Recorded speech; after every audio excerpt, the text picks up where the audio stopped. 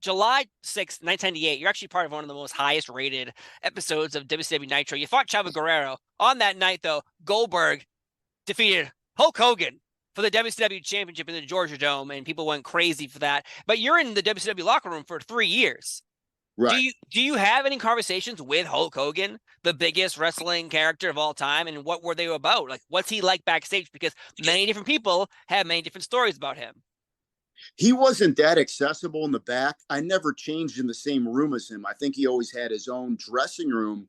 But when I would see him in the hallway, I'd of course go up to him or I would initiate, "Hey Hulk, how you doing?" Shake his hand, and he's always very cordial. And I saw him; he was in WWE in 2005 when I was there. Yep. Same thing, just one of the boys. I never seen him act out or give anyone a hard time or raise his voice or anything like that. And whenever I said hello to him or anything, he said hello back. I had some small conversations with him.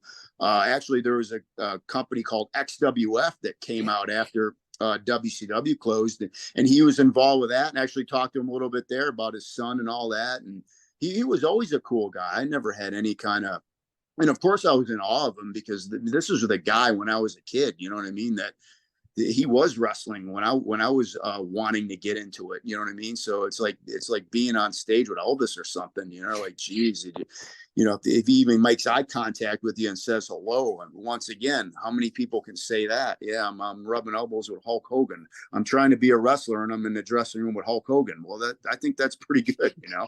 Right. That sounds like success to me, especially, Yeah. in that time frame of 1998 is professional wrestling is on Oh fire. man. On Yeah. What a fire. great great timing for me to be under a contract with Ted Turner in the biggest wrestling company with all the biggest stars that, like I said, were the generation before when I was watching as a kid. Now I'm on the show with all these guys.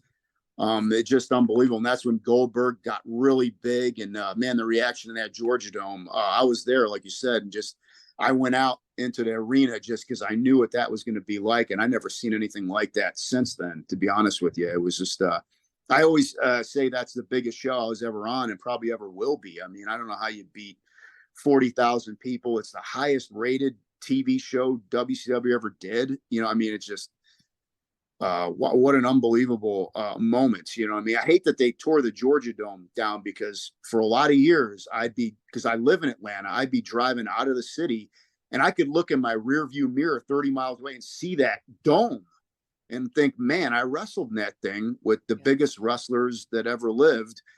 And they tore it down and built this Mercedes-Benz thing or whatever. But man, that was quite the experience. I can't believe it's been 25 years, but yeah, that was a heck of a deal there. And I hope I can get on a big one like that again. But if I don't, man, I did. You know what I mean? That's why I always, consider it like that. Like, wow, I got a chance to do that. And I don't want to say, man, I hope I get to do it 10 more times. Once is unbelievable for a crowd like that. Yeah.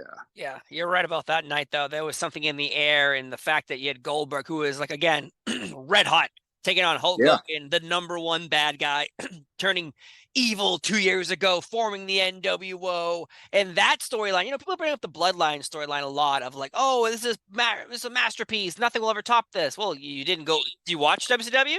Did you watch Hulk Hogan, the biggest babyface of all time, turn on the fans and join up with the Outsiders and the NWO? And you're there. You are there. Like, what's your experience like seeing the NWO and there's Sting and there's Lex Luger and the Macho Man and DDP's rising up? Like, there's a lot going on while you're there. Oh yeah, I was at a lot of nitros where the NWO go in the ring. The people are throwing stuff at them. It was just like they wanted to kill them. They hated them so much for just being the anti-heroes. And this was before they got so bad that they got good, right? Then the people really started cheering them as the good guys. But it's like, man, they hated Hogan and those guys for the longest time. Then they realized there's no way Sting and Lex are going to overcome them. So that's when they started to really explode as good guys. Yeah. But yeah, like you said, United Center, Chicago sold out, Miami Arena, all these huge venues just sold out for wrestling. And for me to even be the first match on there, I mean, it's just what an unbelievable opportunity. And I'll never forget it. And, gosh, we had 7-8 million people watching those shows. Even the WCW Saturday Night Show on TBS was 2 million people were watching. It was, none of the shows were, slouches as far as ratings. They had a lot of eyes on it. And once again, I wish it was still there today. There is AEW, and it's very similar, but just that lineage of the NWA into WCW is really like WWF to WWE. I wish it was still an entity, because they would get a lot of people opportunities to make a big career.